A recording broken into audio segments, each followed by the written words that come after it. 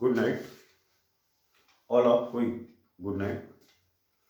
चलिए हम लोग ऑनलाइन क्लास में आज C10 पढ़ेंगे और C10 में एक क्वेश्चन है। C10 आप लोगों को मालूम होगा आपका सब्जेक्ट क्या है, इनक्लूसिव है, ठीक है। इसमें क्वेश्चन है कि समावेशिक शिक्षा से आप क्या समझते हैं, नहीं इनक्लूसिव एजुकेशन से आप क्या समझते हैं, उनके उद्देश्य क्या है, उनकी उद्देश्य क्या है, उनकी विशेषता क्या है और समावेशिक शिक्षा का विस्तार कैसे कैसे होता है। तो सबसे पहले हम जाने कि समावेशिक शिक्षा है क्या और समान शिक्षा क्या है और विशिष्ट शिक्षा क्या है और शिक्षा का उद्देश्य क्या है। तो देखिए यहां पे क्वेश्चन आपको दिया गया है कि समावेशिक शिक्षा से आप क्या समझते हैं, इनके उद्देश्यों की विवेचना करें या विशेषता करें या व्याख्या करें, ठीक है।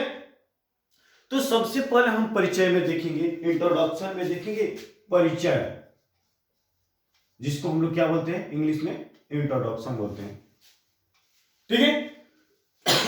तो परिचय में देखिए कि समावेशिक शिक्षा क्या है, समावेशिक क्या है। तो समावेशिक शिक्षा के बारे में समान रूप से यह कहा जा सकता है, ठीक है, समावेशिक शिक्षा को समान रूप से या समान विद्यालय में यह कहा जा सकता है कि समान विद्यार्थियों के साथ असमर्थ जो बालक होते हैं उनको एजुकेशन देना, उनको शिक्षा प्रदान करना। कहने का तात्पर्य जो पिछड़े श्रेणी के बालक होते हैं, जो मंद बुद्धि के बालक होते हैं, जो दिव्यांग बालक होते हैं, जो अपने आप में कमजोर बालक होते हैं, इस सारे बालकों के क्या करना, एक साथ शिक्षा प्रदान करना, जिसको हम क्या बोलते हैं, माने ग्रुप में क्या होगा, ऑल ग्रुप, ठीक है। ऑल ग्रुप को क्या करना, एक साथ टीचिंग करना और उस टीचिंग प्रक्रिया के माध्यम से क्या होगा, उस सभी बच्चा क्या हो जाए और समर्थ जो बालक, पिछड़ा बालक, उस समान श्रेणी में आ सके, उस समान लेवल में आ सके। तो अगर आपको लिखना है इसका इंट्रोडक्शन तो आप लिख सकते हैं। क्वेश्चन सबसे पहले नोट आप लोग कर लिए होंगे कि समावेशिक शिक्षा से आप क्या समझते हैं, इनका उद्देश्य क्या है। तो परिचय में आप लोग लिखें, बोल दे रहे हैं, आप लोग लिख सकते हैं परिचय में। लेकिन समावेशिक शिक्षा के बारे में समान रूप से यह कहा जा सकता है, समावेशिक शिक्षा के बारे में समान रूप से यह कहा जा सकता है कि समान विद्यालय में समान विद्यार्थियों के साथ, कहने का मतलब समान विद्यालय में समान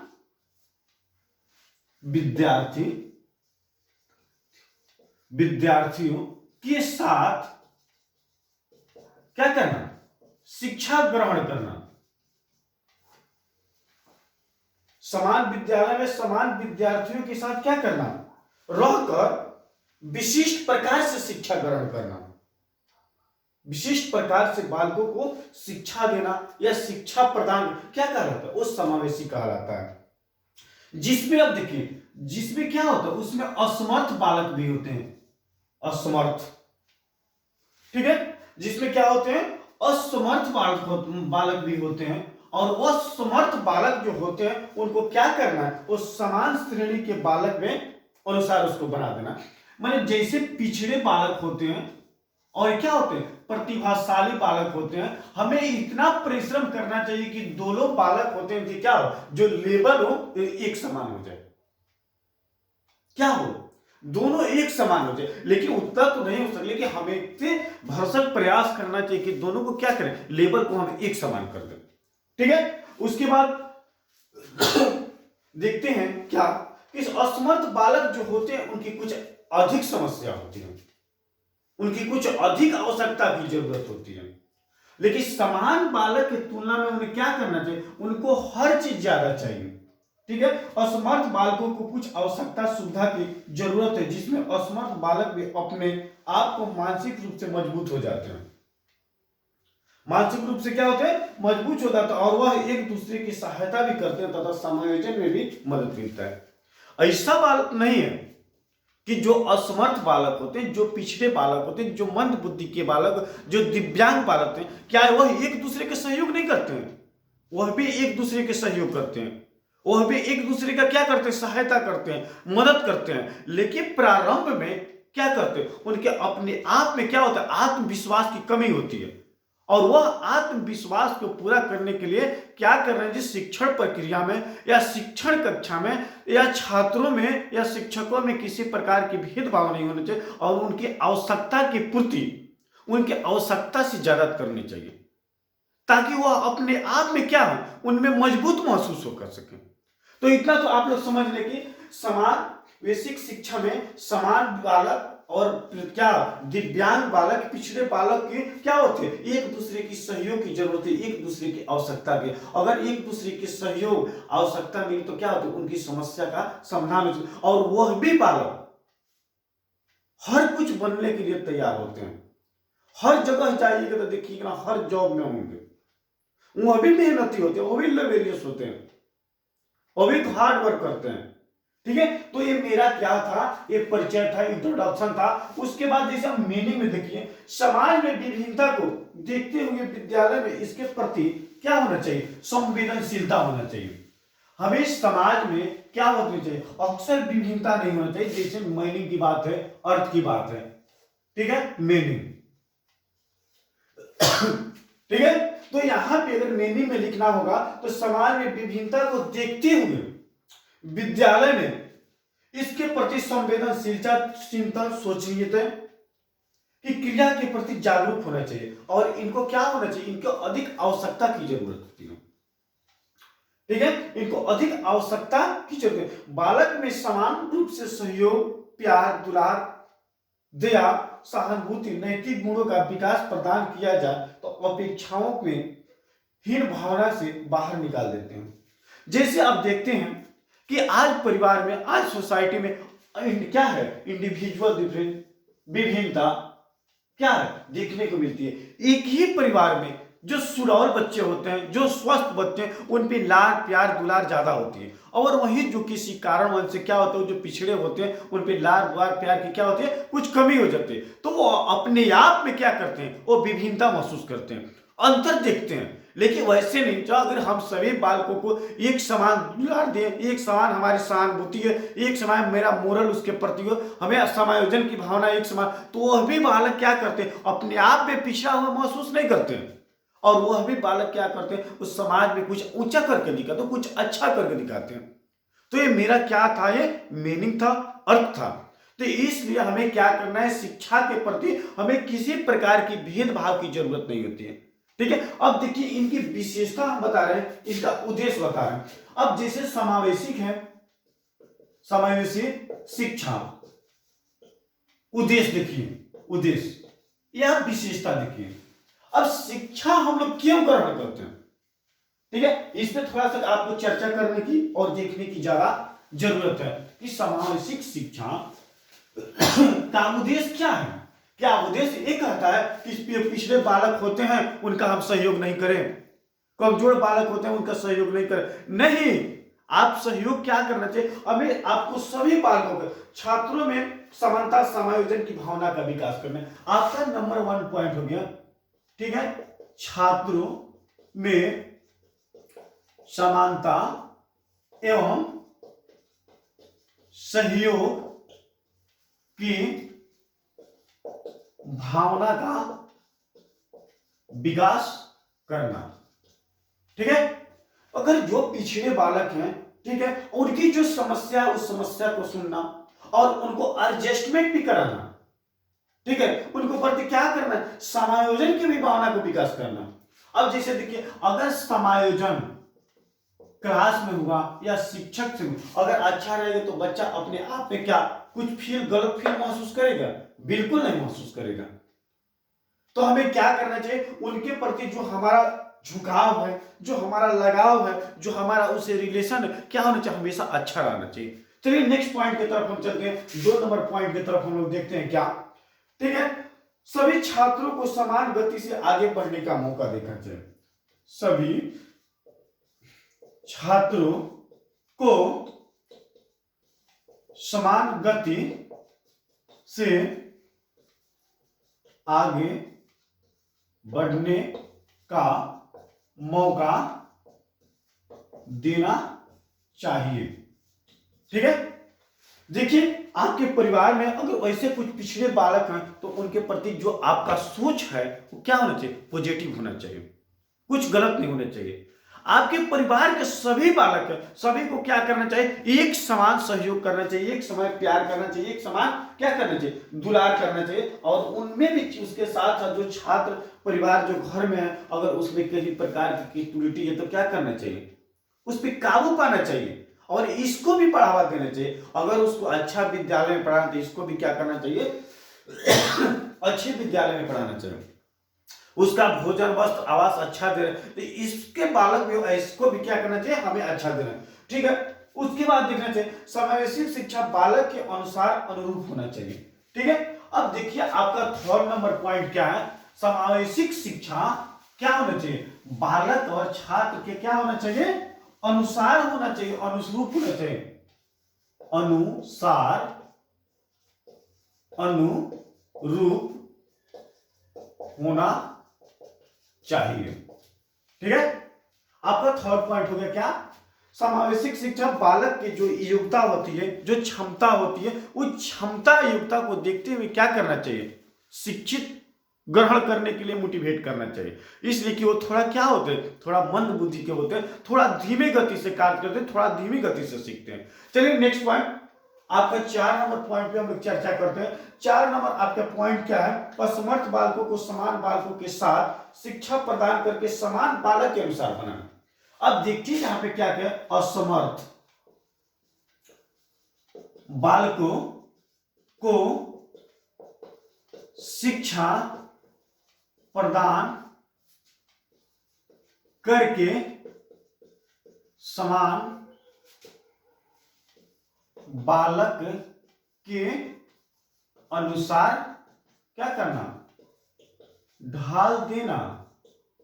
ठीक है, तो असमर्थ बालक जो पिछड़े बालक होते हैं उस बालक को इतना शिक्षा के प्रति जागरूक कीजिए कि वह भी बालक जो समान श्रेणी के बालक होते हैं, जो प्रतिभाशाली बालक होते हैं, उसके क्या हो, उसके अनुसार हो जाए, उसके क्रम में हो जाए, उनके अनुरूप भी करना क्या करें वो और करना प्रारंभ कर दे।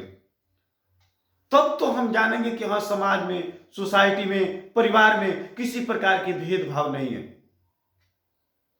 हम उसको कभी क्या करें, निगेटिव सेंस से ना देखें, हम हमेशा क्या करें, कुछ पॉजिटिव सेंस से देखें। चलिए उसके बाद आपका 5 नंबर पॉइंट हम चर्चा कर रहे हैं। 5 नंबर पॉइंट क्या करते हैं, आत्मविश्वास की कमी पाई जाती है और उनमें नकारात्मक सोच ज्यादा होते हैं।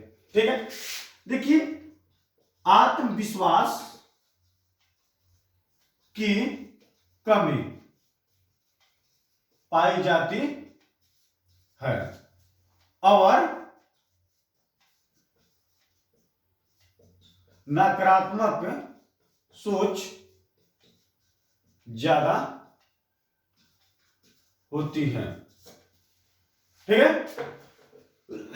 जो पिछड़े बालक होते हैं, जो विशिष्ट बालक होते हैं, जो दिव्यांग बालक होते हैं, जो कमजोर बालक होते हैं, तो उनको क्या होती है, अपने आप में आत्मविश्वास नहीं होती है और हमेशा क्या करते हैं, वो निगेटिव के प्रति सोचते हैं, वो पॉजिटिव के प्रति सोचते नहीं है।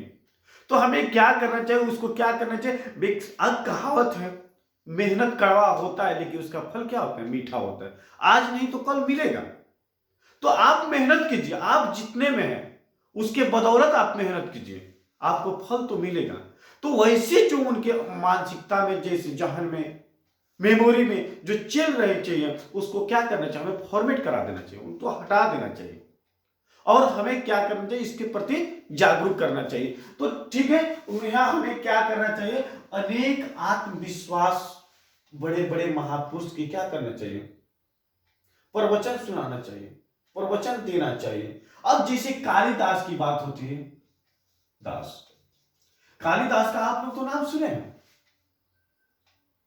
वो महान क्या थे, संस्कृत का रचयिता थे, महान ब्राह्मण थे, लेकिन शुरू में क्या थे, जिस डाल पे बैठे थे उस डाल को काट रहे थे। क्या मूर्ख थे, नहीं। तो जब वैसे व्यक्ति महान बन गए तो क्या आप और हम नहीं बन सकते हैं। इस सब क्या करना चाहिए, उनको एग्जाम्पल देना चाहिए। चलिए अच्छा अगला पॉइंट हम देखते हैं, संज्ञानात्मक विकास में कमी होती है जिससे निकलने के प्रति जागरूक होती है, जिसे अब देखिए उनके पास संज्ञान होता है, जो ज्ञान संज्ञान का नाम आप लोग सुने, बार बार सुनते हैं, ये ज्ञान संज्ञान, ठीक है। जो कुछ हम सीखते हैं, जो कुछ अनुकरण करते हैं, वो क्या है, हमारा ज्ञान संज्ञान। अब देखिए आपके यहाँ पे 6 नंबर पॉइंट था, संज्ञानात्मक विकास, ठीक है। संज्ञानात्मक विकास में कमी पाई जाती है, ठीक है। संज्ञानात्मक विकास में क्या होती है, कमी पाई जाती है, और उससे निकालने के प्रति जागरूक करना, ठीक है। संज्ञानात्मक विकास में कमी पाई जाती है और उसको निकालना कठिन होता है। संज्ञानात्मक विकास की कमी पाई जाती है और उसके अंदर जो चीज होता है उसको निकालना क्या होता है, बहुत कठिन होता है। लेकिन जब तक हम उसको निकालेंगे नहीं, तब तक क्या होगा, वो बच्चा उसी के अनुसार रहेगा। देखिए क्या, ज्ञान की आप नाम सुने हैं और संज्ञान, ये दोनों का विकसित रूप है क्या, शिक्षा, एजुकेशन। जब तक आपके पास शिक्षा नहीं होगा तब तक आपके पास क्या, ज्ञान संज्ञान में संस्कार नहीं होगा।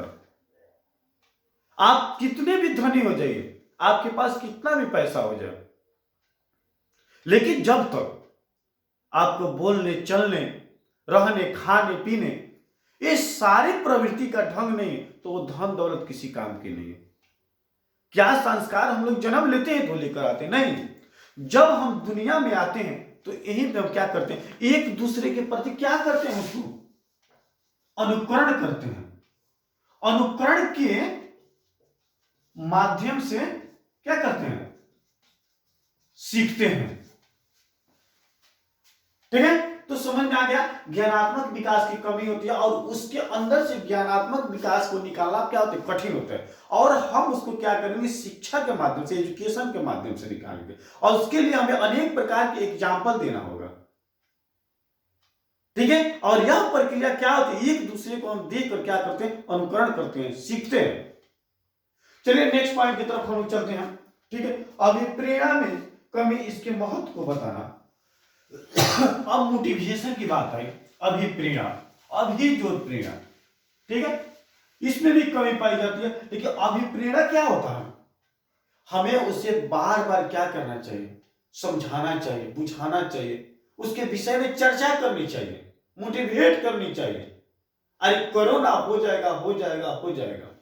जब एक ही चीज को, जब एक ही वर्ड को आप बार बार रिपीट करते हैं, बार बार रिवीजन करते हैं, तो क्या होता है, आपके लिए आसान हो जाता है, सरल हो जाता है। कठिन से कठिन चीज को हम लोग क्या करते हैं, सरल और आसान बना लेते हैं, ठीक है। चलिए तो नेक्स्ट पॉइंट हम आगे की तरफ चलते हैं। असमर्थ बालकों के पास शैक्षिक उपलब्धि कम होती है, हाँ ये बात है। असमर्थ बालकों की शैक्षिक उपलब्धि कम पाई जाती है, हाँ। समान श्रेणी के जो बालक होते हैं, ठीक है, उसकी तुलना में इनका मानसिकता क्या होता है, कम होती है। इनकी अपेक्षा इनके सोचने समझने की क्षमता क्या होती है, कम होती है। लेकिन आपको पहले ही बोले हैं कि उन्हें क्या होने, उन्हें अक्सर सहयोग, दुलार, प्रेम इत्यादि की जरूरत होती है।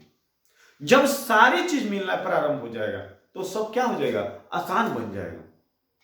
और उस स्थान पे हमें क्या करना चाहिए, कमेंट करने की जरूरत नहीं है, टिप्पणी करने की जरूरत नहीं, हमें वहां पे प्यार दुलार से सहयोग करें। और क्लास में सबसे तेज है, सबसे समझदार है, तो कम से कम आपसे एक दूसरे को कुछ बेनिफिट भी होना चाहिए। चलिए नेक्स्ट पॉइंट की तरफ हम चलते हैं, क्या ठीक है। असमर्थ बालकों में वृद्धि और विकास नकारात्मक होती है। अब देखिए यहां पे आ गई ग्रोथ और डेवलपमेंट की बात, ठीक है। असमर्थ जो बालक होते हैं, जो पिछड़े बालक होते हैं, ग्रोथ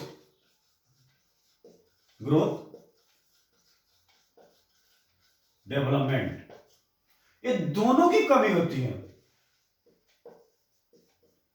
विकास, ठीक है, वृद्धि विकास क्यों कमी होती है? असमर्थ बालक, पिछड़े बालक, मंद बुद्धि के बालक, कि उनकी आवश्यकता क्या है, उनका जो रूल है फूड का, भोजन का, वो कैसा होना चाहिए, किस समय में क्या खाना चाहिए, किस समय में सोना चाहिए, किस समय में बात करना चाहिए, ये सारी प्रवृत्तियां होती है। वो क्या करते हैं, वो सिस्टम शेड्यूल के अनुसार नहीं करते, क्या करते हैं, उससे हट कर करते हैं। वो अपने फिजिकली जो बनावट होती है उस पर क्या करते हैं, वो फोकस नहीं करते, वो ध्यान नहीं देते हैं, जिनकी वजह से उन क्या होते हैं, दिन प्रतिदिन किसी न किसी बीमारी के लपेट में, चपेट में आते रहते हैं, और उनका हेल्थ भी कभी स्वस्थ नहीं होता। हमेशा उनका किसी न किसी प्रकार के मेडिसिन क्या होते हैं, चलती रहती है। अगर यहां पे कहावत है कि स्वस्थ शरीर में ही स्वस्थ मस्तिष्क का निर्माण होता है। क्या सुने आप? स्वस्थ वस्तु शरीर, मेरा जब स्वस्थ शरीर रहेगा, स्वस्थ तन मन रहेगा, तब ही क्या होगा, मस्तिष्क में अच्छे चीज का विकास होगा, ठीक है। चलिए तो इतने समझ में आ गया। और जब तक इसके लिए हमें क्या है, हमारी जो फिजिकली बनावट है उस पर हमें विशेष फोकस करने की जरूरत है। अब प्लस उसके साथ साथ उसके परिवार वाले की भी फोकस करने की जरूरत है, वो सोसाइटी समाज की भी जरूरत है, ठीक है। चलिए तो मेरा नेक्स्ट और अगला पॉइंट है वातावरण नियंत्रण।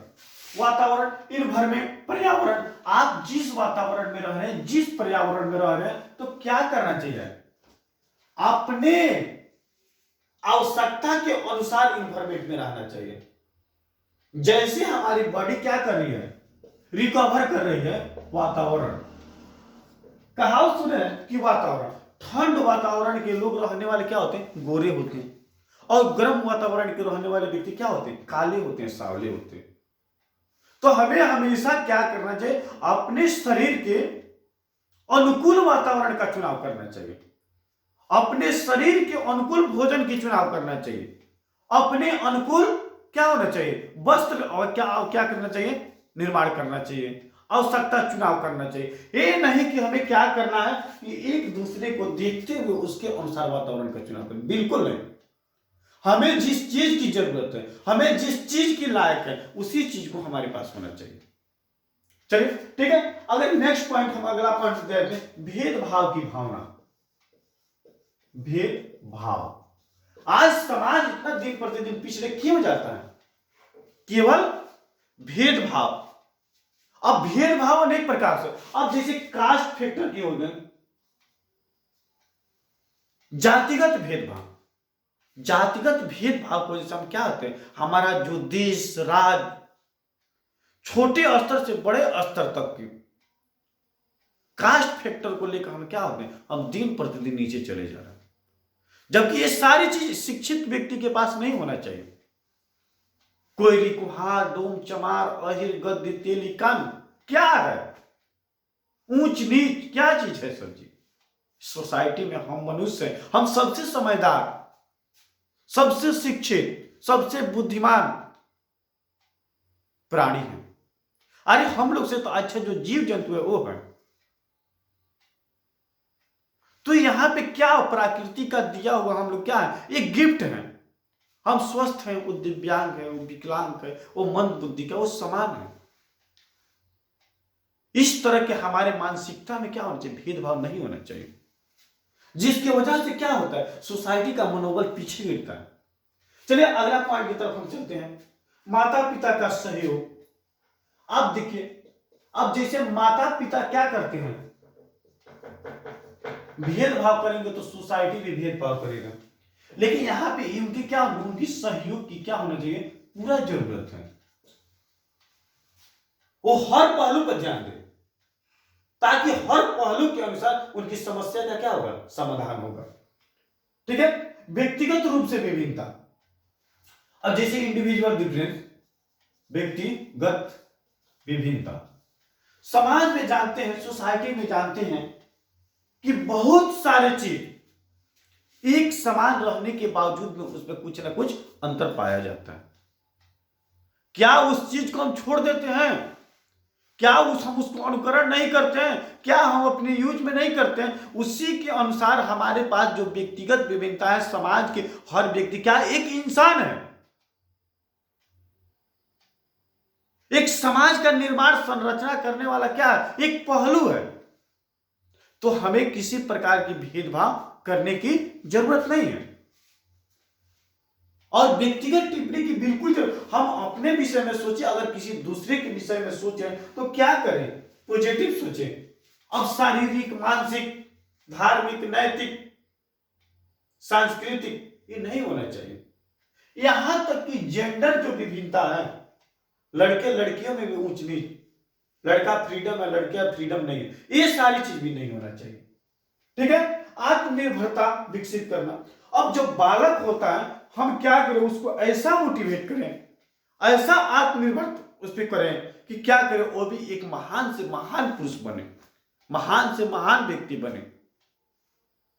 इतना तक कि क्या करें कि वो हर क्षेत्र में जाए, हर जॉब में जाए, हर पॉलिटिक्स में जाए, हर सहयोग में करें, वह जितना हो सके वो करें। उस सामाजिक हो, धार्मिक है, नैतिक है, किसी प्रकार की भेदभाव नहीं होना चाहिए। ठीक है, चलिए नेक्स्ट पॉइंट और मेरा अंतिम पॉइंट है क्या? सामाजिक संस्कृति को जोड़ना और मुख्य धारा से अवगत करना। समाज के प्रति उसको क्या करना? जागरूक करना, और उस धारा से उसको भी जोड़ना कि समाज में कौन क्या है, समाज का निर्माण कैसे होता है, समाज ऊंचा क्यों है, समाज नीचा क्यों है, ये सारी चीज से उसको अवगत करना चाहिए, ताकि वह भी समझ सके और अपनी जिम्मेदारी खुद उठाने के लिए तैयार हो। तो आज तो हम सोसाइटी में देखते हैं, आज समाज में देखते हैं कि जहां पे जाइए वहां पे कुछ ना कुछ आपको डिफरेंस दिखाई देगा, कुछ ना कुछ अंतर दिखाई देगा। जो अंतर, जो डिफरेंस हमारे लिए क्या है? अक्सर क्रिटिकल, जटिल से जटिल पहलू का वर्क कर रही है। क्या लड़का स्वतंत्र है, लड़कियां स्वतंत्र नहीं है? क्या लड़का फ्रीडम 12 बजे रात तक कहीं पे रहे उसके लिए कोई बात नहीं? लड़कियां थोड़ा सा कॉलेज से लेट चली गई, स्कूल से लेट चली गई, तो क्या उसके लिए पहाड़ टूट गया? क्यों? ये भी है क्या? थोड़ा सा गहन रूप से सोचे, और गहन रूप से लड़का लड़कियां सोचे तो ये परिस्थिति सोचने को नहीं आएगा। लड़का दिल्ली में पड़ेगा, लड़की बेतिया में पड़ेगी, जबकि दोनों के लिए मेरे पास रकम क्या पर्याप्त है।